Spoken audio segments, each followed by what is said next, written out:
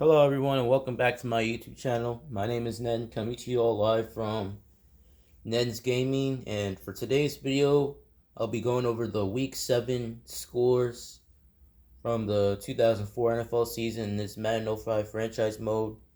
I'll be going over the box scores, the players of the week, the horseshoe player of the game, as well as looking forward toward the Week 8 matchups.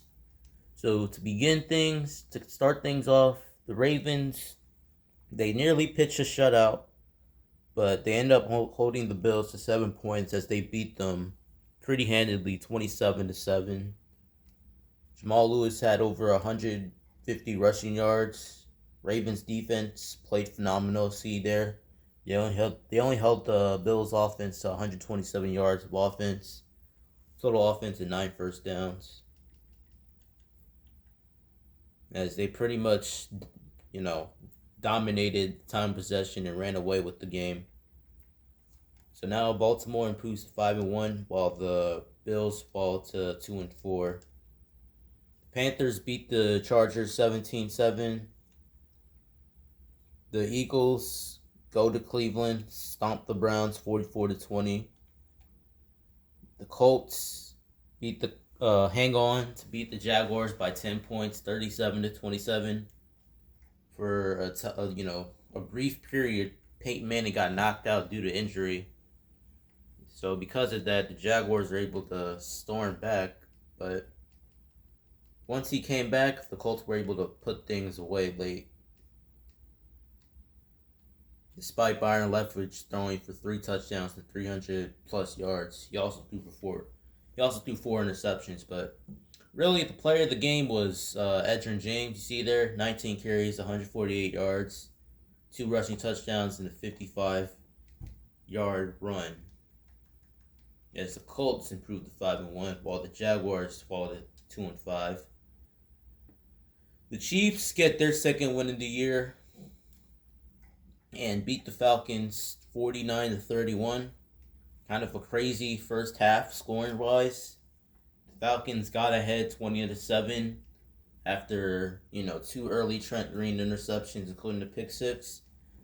But in that same before the half ended, the Chiefs were able to storm back and score 28 points in that second quarter alone. While in the second half, they outscored the Falcons 14-3. Trent Green definitely had an interesting game in this one. Although he ended up with 2 interceptions, as you see there, he threw for over 400 yards and had 6 passing touchdowns. Warwick Dunn did not have a good game rushing the football. As you see there, 14 carries, -4 yards. Priest Holmes went over 140 rushing yards and had a rushing touchdown. But you see there, Tony Gonzalez, 13 catches, 124 yards, 4 touchdown grabs.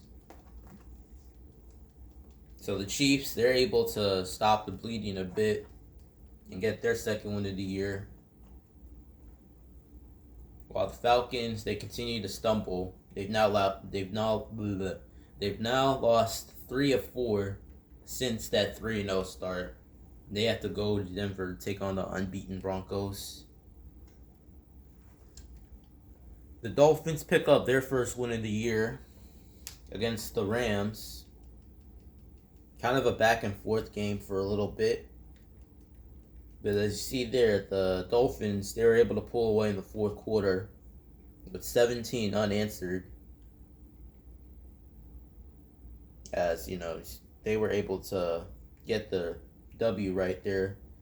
Large part thanks to Ricky Williams and their defense. You see their time possession, 38 minutes compared to 21 for the Rams.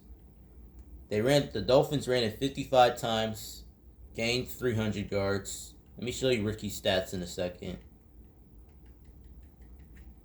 34 carries, 238 yards, a 69-yard touchdown run, and 4 rushing touchdowns. He pretty much put the team on his back, since Jay Fiedler was ineffective pretty much. The backup, Chris Chandler, had a rough go of it. Ended up throwing 3 interceptions. Dolphins defense, They played all right. They played their best game of the year up to that point.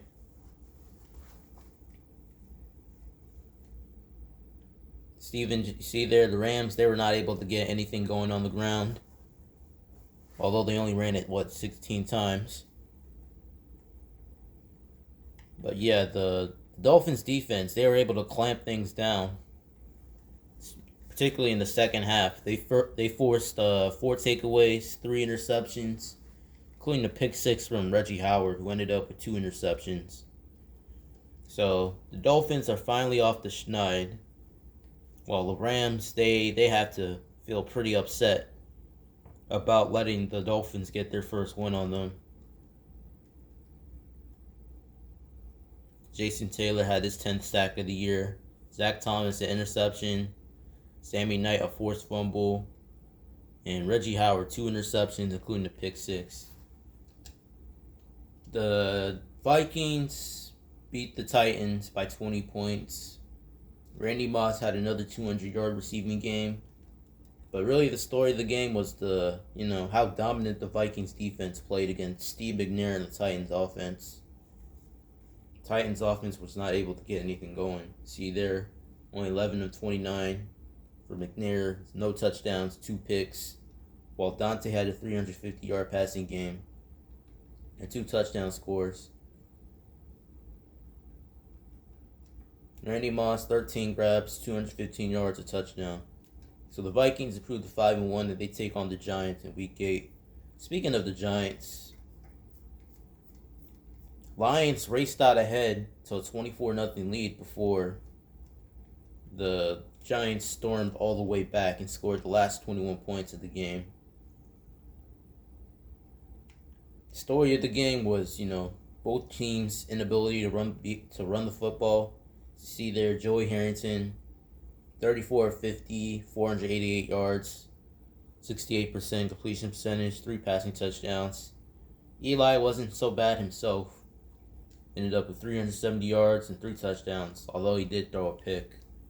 But because of the running game being ineffective for both teams, the quarterbacks, they were forced to put it up in the air a lot. Jeremy Shockey continues his phenomenal, dominant year at the tight end position. Might end up being the first team All-Pro when this season's over. See there, 5 catches, 115 yards, an 80-yard touchdown. He averaged 23 yards a catch. So the Lions, they get their first win since Week 2, and they're now back at 500. While the Giants, they now fall to 2-4. They've lost 3 in a row. Yeah, they've lost 3 in a row since starting out 2-1. So things are not looking good for the Giants right now. The Buccaneers hold on to beat the Bears 27-9. Bears unfortunately fall to 0-6. But at least the good news is they take on the 1-win 49ers. So, that's their best opportunity, I guess, up to this point to get a win. Jets, Patriots, this game was a mismatch. Patriots dominated on defense. Corey Dillon also had 200 yards rushing, 2 touchdowns. As the Patriots defense, they made life hell for Chad Pennington and the Jets offense, forcing 4 interceptions, 4 takeaways. The big highlight of the game was Ty Law and how he shut down Santana Moss. As you see there, Santana Moss did not appear on the stat sheet. Meanwhile, Ty Law collected his 5th interception of the year. So now both teams are now 5-1. The Jets will take on the Dolphins on Monday Night Football, while the Patriots travel to Pittsburgh.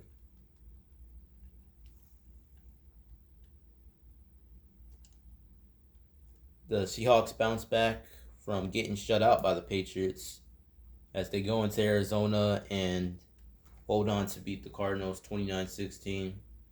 Packers improved to 6-1 with a defensive dominated led performance. The Packers defense recorded 6 sacks, 3 interceptions, fumble recovery. So 4 total takeaways as they improved to 6-1. They're neck and neck with the Vikings in the NFC North division race. Saints Raiders first overtime matchup, first overtime game of the 2004 NFL season up to this point.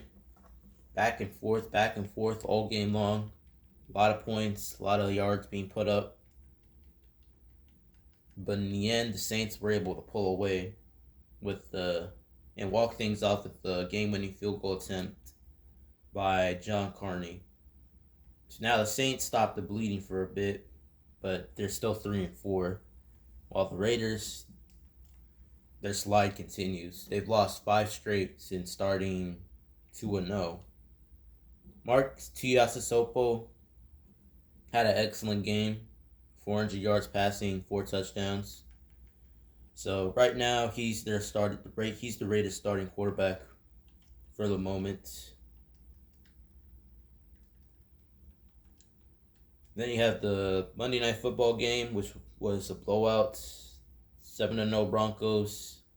Well, they're now 7-0, but they beat the Bengals 27-3 in another defensive dominated led performance. So now the Broncos are 7-0. They host the Falcons in Week 8, while the Bengals, they fall to 1-5. Not a good outing from Carson Palmer and company. So that's that. Now to the players of the week. On the AFC side, Ricky Williams. You see what he did there. 34 carries, 238 yards, 4 touchdowns. He added 2 grabs, 2 catches, 22 yards. So 36 touches for him in total for 260 yards total scrimmage and 4 touchdowns. Reggie Howard, slot corner for the Miami Dolphins, 2 tackles, 2 interceptions, and 1 pick six. Then on the NFC side, you got Mr. Sir Joey Harrington, 34 of 50, 488 yards, 3 passing touchdowns. And defensively, the rookie safety Will Allen, 3 tackles, a sack, and a pick six, 100-yard pick six. As for the horse trailer player of the game, Jake Plummer. Efficient day against the Bengals, 24 of 34, 237 yards, 1 touchdown. Last week's horse trailer player of the game was Robert Thomas. Had 3 tackles, a sack, fumble recovery, which was returned for a touchdown. And those are the others up to this point.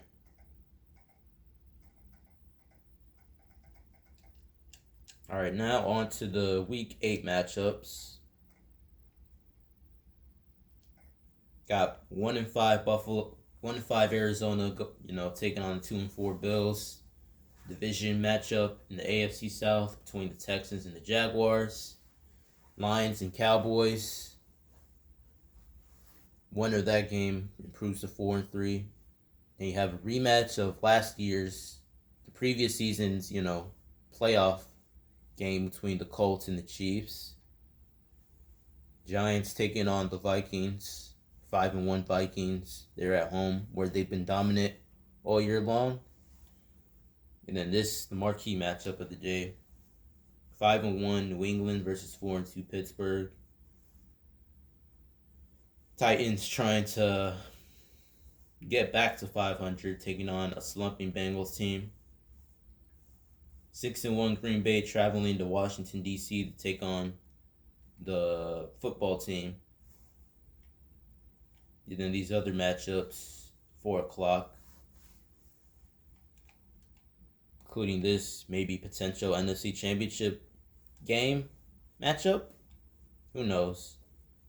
Game of the week between Ravens and the Eagles, 5-1 versus 5-1.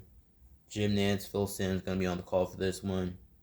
Two AFC West rivals going at it between the Raiders and the Chargers. And then this right here might be the Tank Bowl game of the year. 1-5 San Francisco taking on the 0-6 Bears. And then the Monday Night Football matchup between the AFC East rivals.